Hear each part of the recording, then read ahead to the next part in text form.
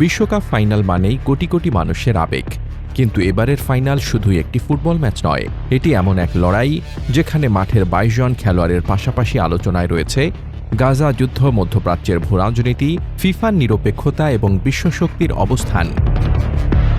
একদিকে স্পেন, ইউরোপের সবচেয়ে সোচ্চার প্রো প্যালেস্টাইন রাষ্ট্রগুলোর একটি। প্রধানমন্ত্রী পেদ্রো সানচেজ প্রকাশ্যে গাজায় ইসরায়েলের সামরিক অভিযানের সমালোচনা করেছেন। ফিলিস্তিন রাষ্ট্রকে স্বীকৃতি দেওয়ার সিদ্ধান্তে স্পেন ইউরোপে গুরুত্বপূর্ণ ভূমিকা পালন করেছে।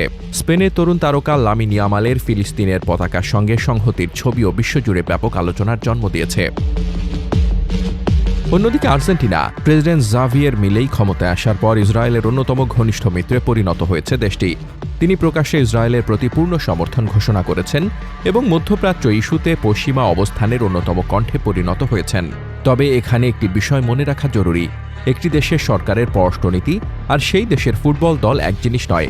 মাঠে খেলোয়াড়রা ফুটবল খেলেন, রাষ্ট্রনীতি নয়। কিন্তু বিশ্বকাপের মতো মঞ্চে এই রাজনৈতিক বাস্তবতা আলোচনার কেন্দ্রে চলে আসে। এবারের বিশ্বকাপে আরেকটি বড় বিতর্ক ছিল ইরানকে ঘিরে।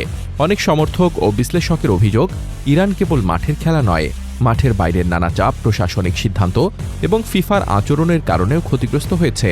সামাজিক মাধ্যমে এমনও দাবি ছড়িয়েছে যে ইরানকে মাঠে নয়, সিদ্ধান্তের টেবিলে বিদায় নিতে হয়েছে। তবে এ ধরনের অভিযোগের পক্ষে সর্বসম্মত বা চূড়ান্ত প্রমাণ নেই। তবু একটি বিষয় স্পষ্ট, ইরানকে ঘিরে বিতর্ক এবারের বিশ্বকাপের অন্যতম আলোচিত অধ্যায়। ফিফাকেও ঘিরে প্রশ্ন নতুন নয়।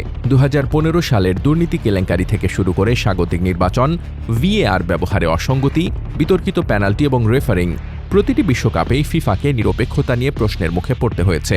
সমর্থকদের বড় একটি অংশের বিশ্বাস, বড় দলগুলোর ক্ষেত্রে অনেক সময় সিদ্ধান্তের ভারসাম্য নষ্ট হয়। যদিও এসব অভিযোগের সবগুলো প্রতিষ্ঠিত নয়, তবুও ফিফার বিশ্বাসযোগ্যতা নিয়ে বিতর্ক আজও শেষ হয়নি।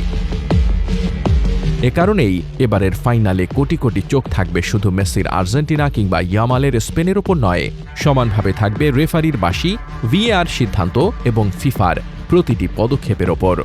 ইতিহাস বলে, ফুটবল কখনোই রাজনীতি থেকে পুরোপুরি আলাদা ছিল না।